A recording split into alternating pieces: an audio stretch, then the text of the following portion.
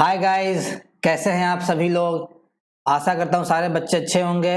तो आज मैं आपको पढ़ाऊंगा फाइलम सिलेंट्रेटा के बारे में। ठीक है, इससे पहले फाइलम पोलीफेरा आप लोगों को मैं पढ़ा चुका हूं, जो कि 4 पार्ट में आया था। ठीक, इस लेक्चर में क्या रहेगा देखिए।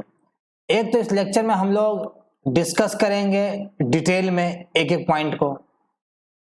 दूसरा बात, इस लेक्चर में क्या रहेगा कि हम लोग कॉन्सेप्ट के साथ प्रीवियस ईयर क्वेश्चंस को भी डिस्कस करेंगे वन बाय वन।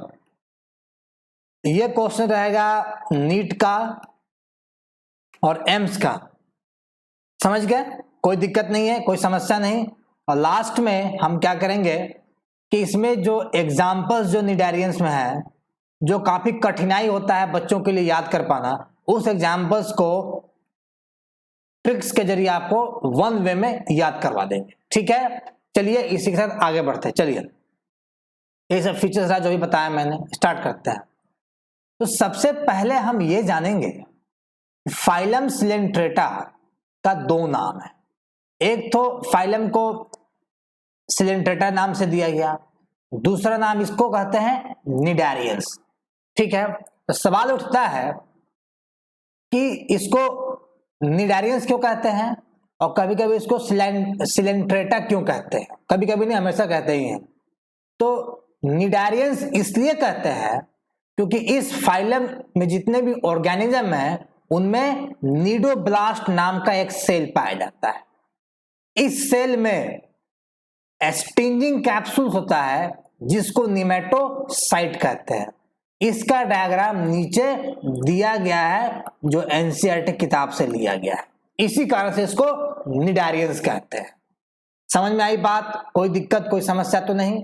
चलिए अब देखते हैं दूसरी साइड कि इसको सिलेंट्रेटा क्यों कहते हैं।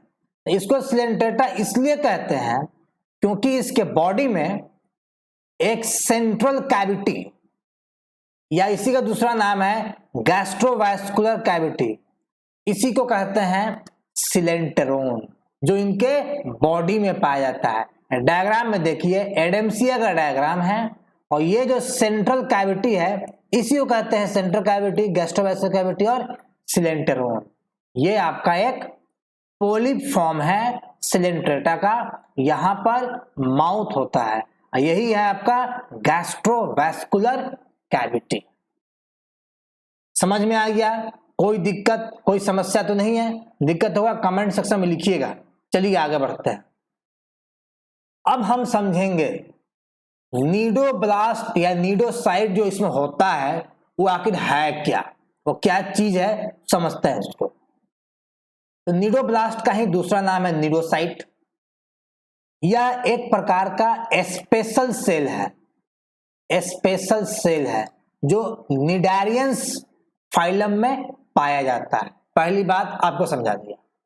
दूसरी बात, ये फाइलम निडारियंस में पाए जाने वाला नीडोब्लास्ट इनके बॉडी में कहां पाया जाता है? तो ये इनके बॉडी में तो होता ही है, बट वहां खास करके टेंटेकल्स में होता है। अगर आपको मैं एक डायग्राम बना के दिखाऊं इनके माउथ के पास का, ये आपका माउथ पार्ट है। इनके माउथ के पार्ट में ये सब क्या है? टेंटेकल्स है।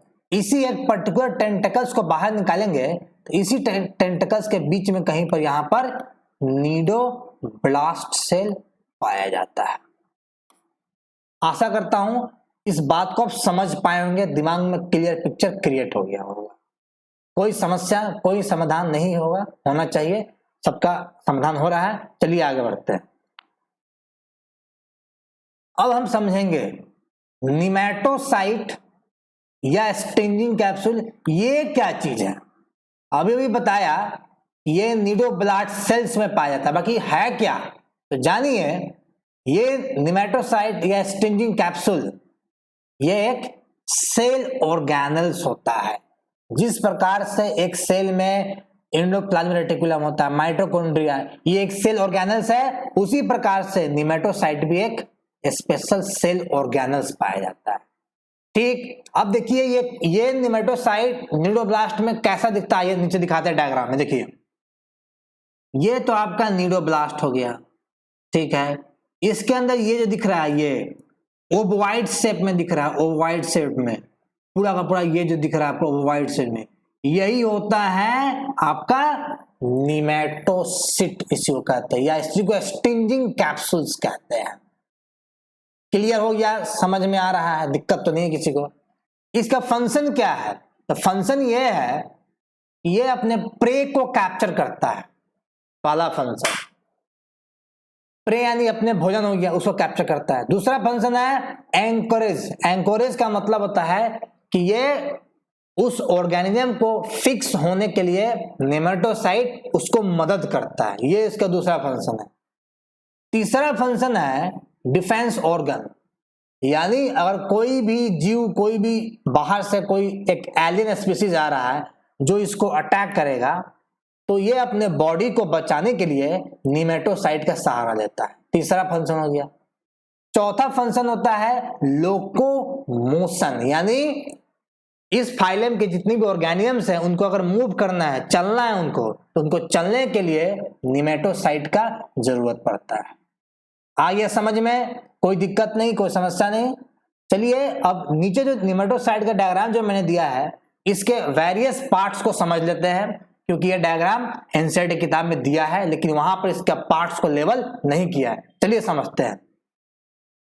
तो ये जो आपका ओवॉइड शेप जो दिख रहा है इसको कहते हैं निमेटोसिट। इसके अंदर जो ये आपका अंदर का जो ये पार्ट है इसको बोलते हैं, इसमें हिप्नोटॉक्सिन होता है जो एक जहर है। इसी जहर को बाहर फेंक करके प्रे को हिट करके उसको कैप्चर कर लिया जाता है। ठीक है, चलिए नीचे देखेंगे तो यहाँ एक न्यूक्लियस होता है जो किसी भी सेल में पाया जाता है। यहाँ पर ये सब क्या है? साइटोप्लाज्म है जिसमें तमाम सेल ऑर्गेनल्स पाए जाते हैं। समझ पा रहे होंगे आशा करता हूं। चलिए अब ये देखिए, ये जो थ्रेड है, यहाँ देखिए थ्रेड, ये थ्रेड एक ट्यूब के समान है।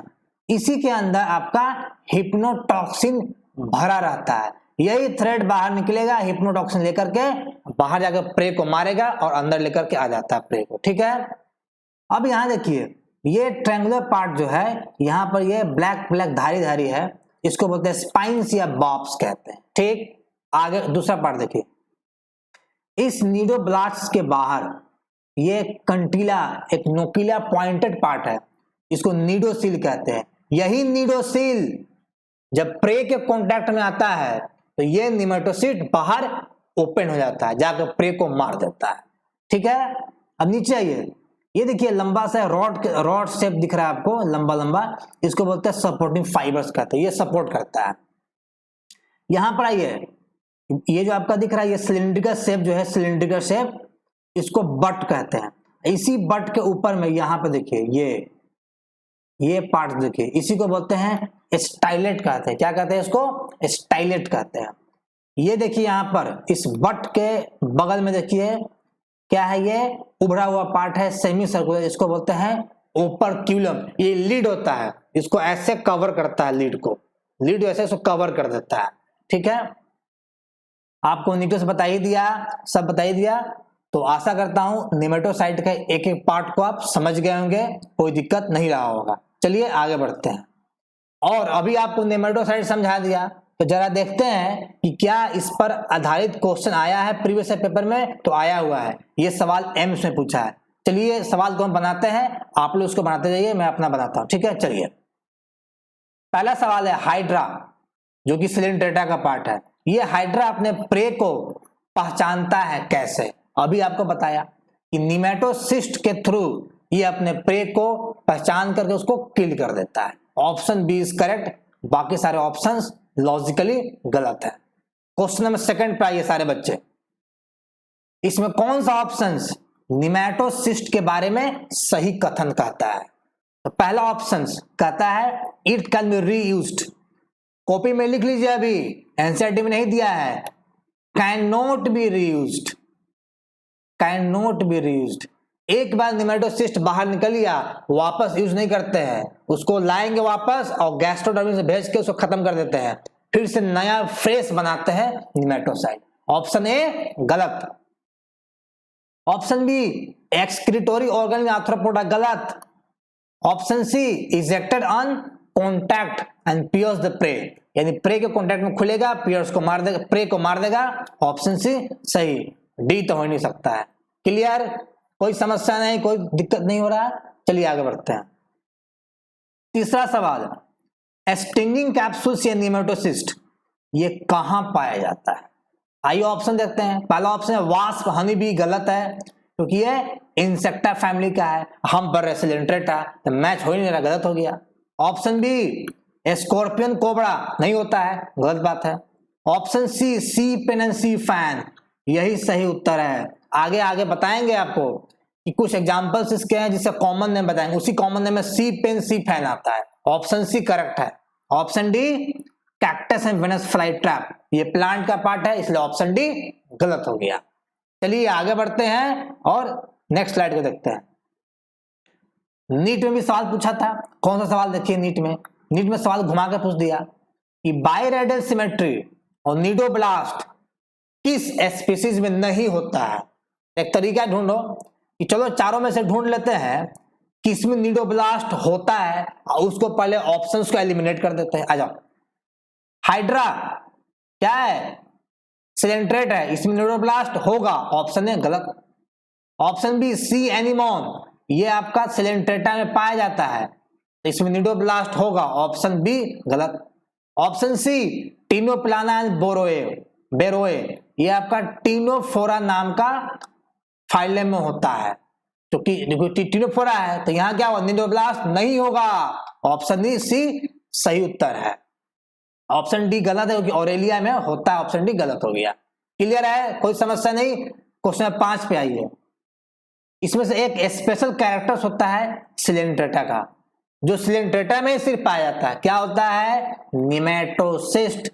डायरेक्ट सवाल है, इसमें कोई एक्सप्लेनेशन की जरूरत नहीं है। ऑप्शन क्वेश्चन 5 का ऑप्शन आंसर डी होगा। आगे बढ़ते हैं, ठीक है। चलिए अब आगे बढ़ के देखते हैं गैस्ट्रोवैस्कुलर कैविटी। ऑलरेडी बता चुका हूं फर्स्ट स्लाइड में, ये सेंट्रल कैविटी होता है, इसमें सिंगल ओपनिंग है, उसको कहते हैं हाइपोस्टोम।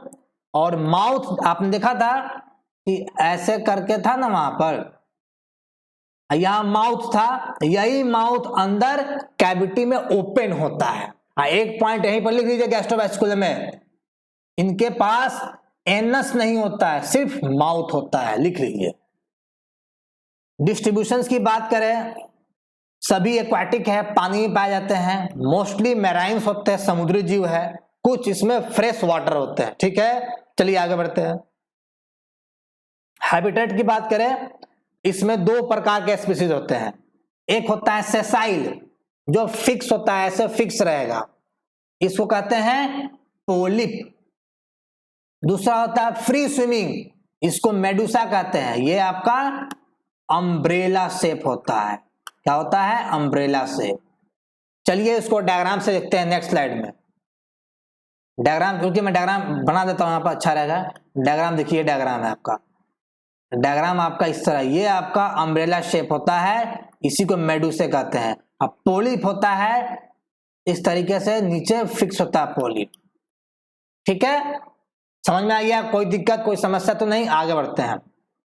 सिमेट्री इसमें रेडियल होता है। रेडियल सिमेट्री क्या है, ऑलरेडी मैं एनिमल किंगडम के लेक्चर में बता चुका हूं, वहां पढ़ लीजिएगा। चलिए आगे बढ़ते हैं। नेक्स्ट कंसेप्ट है बॉडी ऑर्गेनाइजेशन। अब इनके बॉडी को देखोगे तो क्या पाओगे, यहां सेल और टिश्यू ऑर्गेनाइजेशन के बीच में पाया जाता है, यानी यहां कुछ सेल्स भी है और कुछ सेल्स टिश्यू में कन्वर्ट भी कर गए हैं, लेकिन most of the cells tissue में कन्वर्ट किए हैं, कुछ ही cell as it is cell की तरह है। इसलिए यहां पर ओवरऑल जो यहां पर ऑर्गेनाइजेशन का बॉडी का वह होता है टिश्यू। अगर ऑप्शन में टिश्यू दिया है तो टिश्यू डायरेक्ट मार दीजिएगा, ठीक है। कुछ सेल्स हैं जो फैले हुए रहते हैं बॉडी में, एग्जांपल्स है नर्व सेल। इस पर एक क्वेश्चन पूछा है नीट में, 3 क्वेश्चन नीट में आया है, अभी बनवाएंगे, ध्यान रखिएगा। कुछ सेल्स टिश्यू बनाते हैं, यह भी क्लियर हो गया। जर्म लेयर की बात करें तो सिलेंट्रेटा में 2 जर्म लेयर्स होते हैं, बाहर इक्टोडर्म इनर एंडोडर्म, और उन दोनों के बीच में होता है मेसोग्लिया होता है। यहां मेसोडर्म नहीं होता है, इसलिए इनको कहते हैं क्या, डिप्लोब्लास्टिक एनिमल्स कहते हैं, जिस तरह फाइलम पोरिफेरा में था। ठीक है, चलिए नेक्स्ट स्लाइड की तरफ चलते हैं। अब देखिए, मैंने कहा था कि सवाल पूछा है, इसमें कौन सा इसमें एनिमल्स है जिसमें सेल फैला हुआ रहता है और उसमें सेल टिश्यू ग्रेड ऑर्गेनाइजेशन होता है। अभी बताया था, क्या होगा उत्तर इसका, हाइड्रा इसका सही जवाब होगा। ठीक है, समझ में आ रहा है, कोई दिक्कत कोई समस्या तो नहीं है। आगे बढ़ते हैं, क्वेश्चन नंबर 7 की तरफ बढ़ते हैं। इसमें क्या है कि कौन सा एनिमल्स है जिसमें नर्व सेल्स होता है लेकिन नर्व्स नहीं है। क्योंकि नर्व्स इसमें इसलिए नहीं होता है क्योंकि इसमें ऑर्गन्स ही नहीं है, तो क्या उत्तर होगा, हाइड्रा जवाब होगा। अभी नर्व सेल्स एग्जांपल दिया था। क्वेश्चन नंबर 8, इसमें कौन सा एनिमल्स है जिसमें नर्व सेल्स होता है, ब्रेन एब्सेंट है। अरे जब ऑर्गन्स ही नहीं है, ऑर्गन सिस्टम्स नहीं है, ब्रेन ही नहीं होगा, उत्तर क्या है, हाइड्रा। ये सिर्फ हाइड्रा में होता है, और सिलेंट्रेटा से ही नर्व बनना शुरू हो जाता है, नर्व सेल्स का बनना शुरू होता है। ठीक है, चलिए आगे बढ़ते हैं।